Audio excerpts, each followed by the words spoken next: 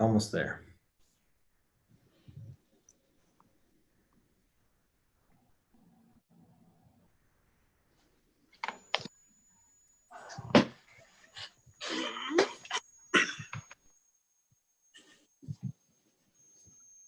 Looks like we're up. All right, this is Sheriff Paul Bailey. I'm the Vice Chair of the Community Corrections. Judge Berger is running a little bit late, so we're going to go ahead and start the meeting. Call it to order at 12:20. So what I need next is the approval of the May 20th minutes from somebody. I'll make to approve. We got a Go ahead. We got a motion from Chris Hugo, the County Commissioner. Any second? Second. Second by Mike Sepik, County Prosecutor. All those in favor, say aye. Aye. Aye. All right, motion carries. Next is jail population report, and I'll turn that over to Kevin Allred.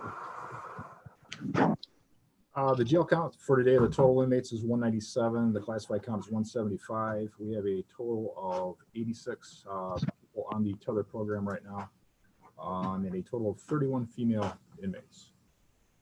That's basically all I have. Okay. Any questions for Kevin?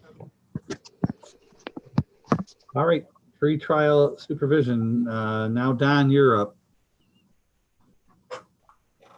Thank you. I believe, Haley, you're going to share your screen. Yes, should be up now. Okay, so here's the data. I believe the last time we met in May, we did not have April's data. So now we have April, May, and June there.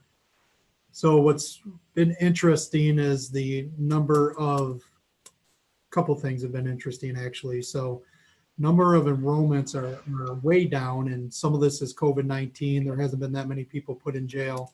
But the bigger issue that we're kind of having is those that are eligible to actually score onto the pretrial supervision just are not being ordered onto it at time of arraignment. So at the very bottom of this report that you're looking at, to date, there's been 128 defendants that are eligible for the program.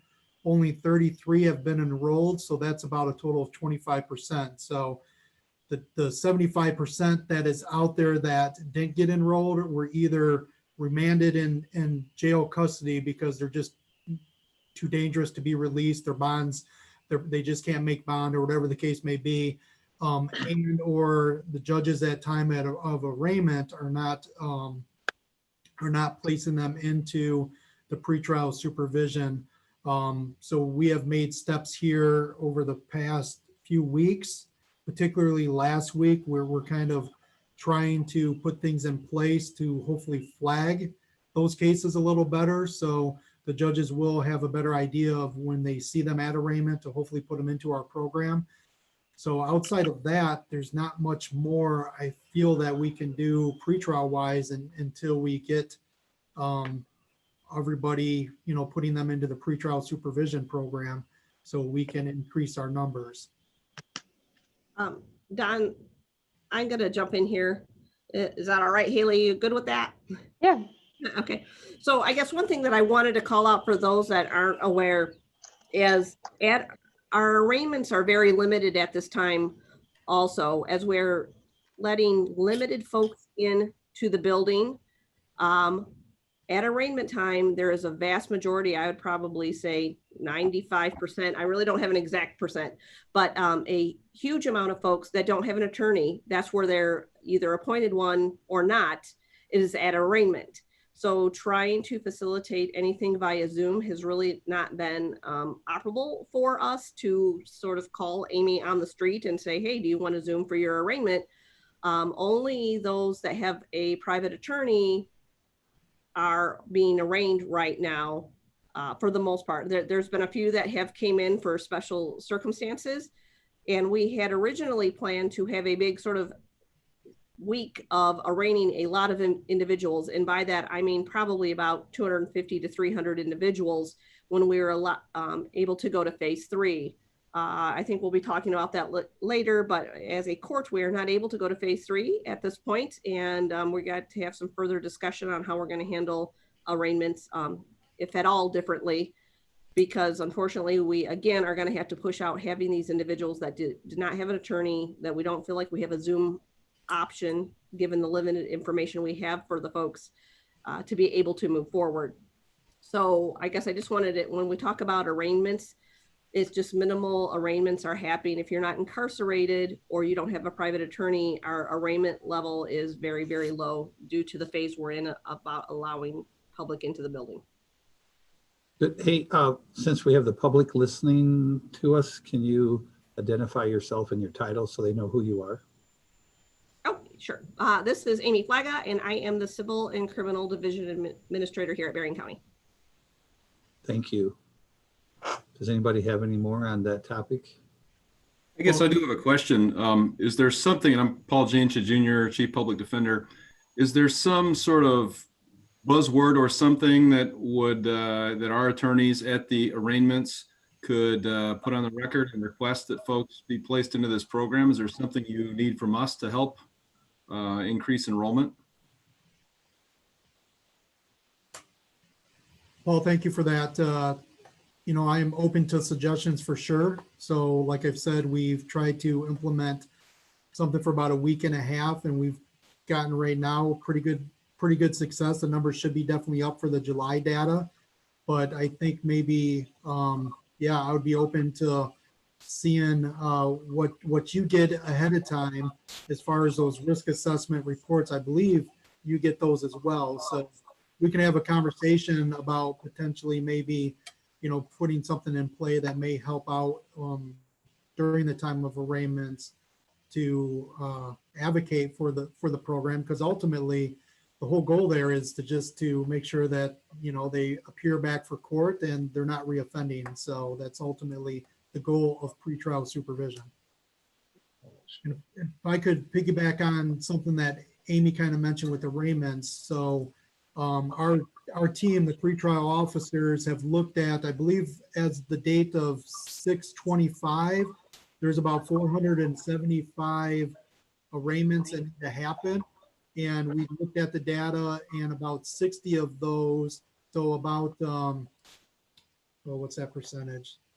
So 60 of those are felony cases that we will be trying to earmark to see if they should go into potentially the supervision.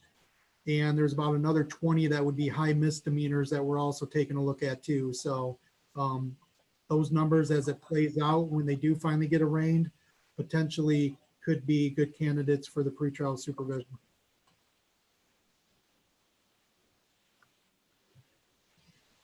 Thanks, Don.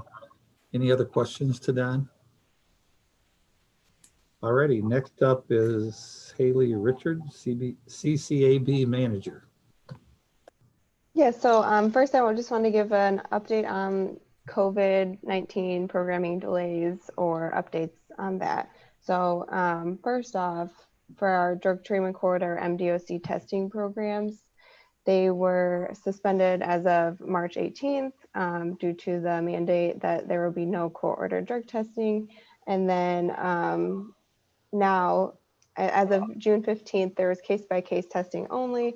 And then as of now, and starting on July 6th, we could do color-coded testing at the vendors only. So currently there's still no courthouse drug testing, but that's kind of the update for those two programs in terms of drug testing. Moral recognition therapy was suspended March 24th due to the governor's orders, and it's slated to begin again on the beginning of August, basically. So right now, KPEP wanted me to update you all that they will be sending out information to the agents to update the participant list. And if you have any new referrals, to make sure that those get sent in, since they will be starting the beginning of August. The Niles group may not run depending on the number of referrals that they get for those in Niles. Their other update, for just a general KPEP update, their current house count is at 39, with about 5 to 7 more entering over the next week. And then by the end of the month, they should have around 50 to 55 in-house. Pretrial services, Don kind of updated you all. That's still been running throughout COVID. Men in crisis programming was, the Benton Harbor meetings were suspended since March, and the Niles and Baroda meetings were suspended since March 23rd. However, they're kind of ramping back up. So the Group 1 Baroda group resumed June 2nd, and the Niles group resumed June 8th. And those are in person, so they're practicing social distancing, and those ones are in person, but the Benton Harbor classes resumed via Zoom on June 25th. And I don't know if Ed had anything to add. I know Ed's on the call, if he had anything to add or not.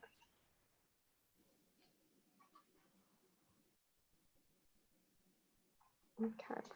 So, and then the last couple were from Riverwood programs, and those are behavioral health treatment and behavioral health assessments. Those have been running throughout COVID as well. Essential services are still provided in service or in person, and other services are provided via telehealth. So I didn't know if Ann Cornell, I believe she is also on the line. I don't know if you had anything to add as well. Yeah, I mean, I think we're doing some of those in person as we need to, and then are always available by video. We are starting to open up our building a little bit to more appointments, more intakes. And the jail diversion grant ends at the end of September. So we're trying to work with the staff that'll remain there for transitions, making sure they have information, resources, all the numbers they need to be able to continue those referrals after 10/1. Thank you. And if I don't know if anyone has any questions about programming impacts due to COVID-19 still, or if not, I can move on to the utilization report. Go ahead and move on. Okay.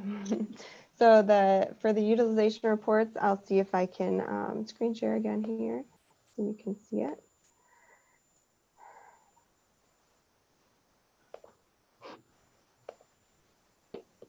So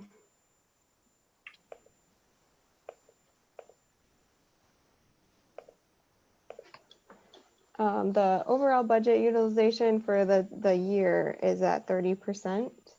So I definitely believe COVID-19 has had an impact, as well as, some programs had kind of a late start and there was some turnover in staff, so that kind of delayed it. But I think COVID-19 has had a definite impact in terms of spending. So, and our goal was to increase spending, and then in March, everything, COVID-19 kind of happened. So that's kind of been delayed. The administration budget, we've spent 44% of that total budget for that category, and administration spending accounts for currently 18.2% of the total spending, and this is through May, by the way. So we're below that 30% requirement threshold.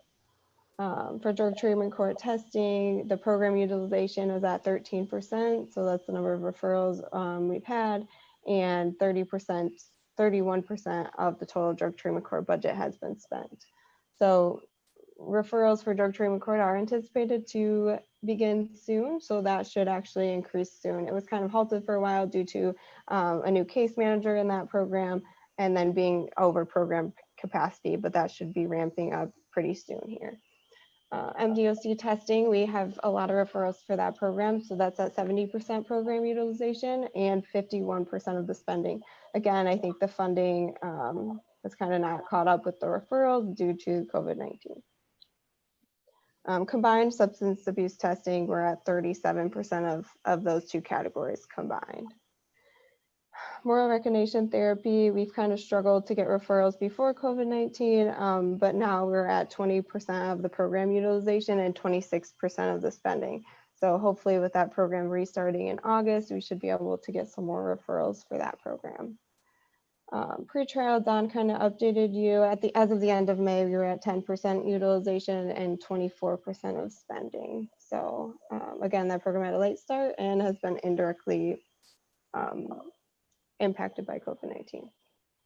The Men in Crisis program is at 40% utilization and 20% of the spending for that budget category. And the Behavioral Health Assessments program is at 95% utilization and 42% of the spending for that category. So I'm currently working with Riverwood to settle a discrepancy between the spending and the utilization there.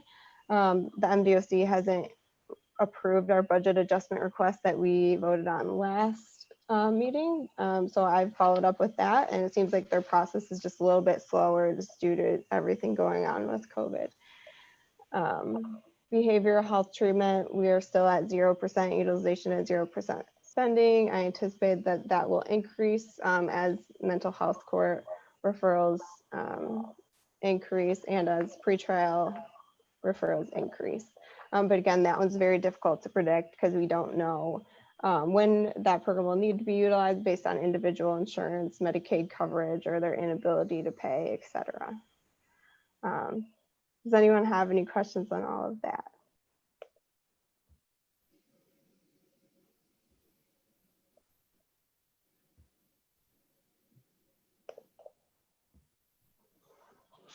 No questions. We'll move on. Nobody has any questions for Haley? Quiet group today. All right. I guess next on our agenda, unless somebody has anything for the good of the order, who is monitoring any public comments? Are you doing that, Haley? I am working on that, yes. I'm trying to pull it up. I don't know if Braden sees any current comments while I'm trying to pull that up.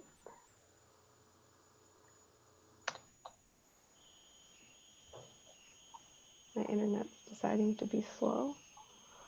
I don't think I see any chats. Let me triple check. I just put up a test one. I don't think there's any other chats. And All right. Well, Haley, before we adjourn the meeting, can you go over when our next meetings are?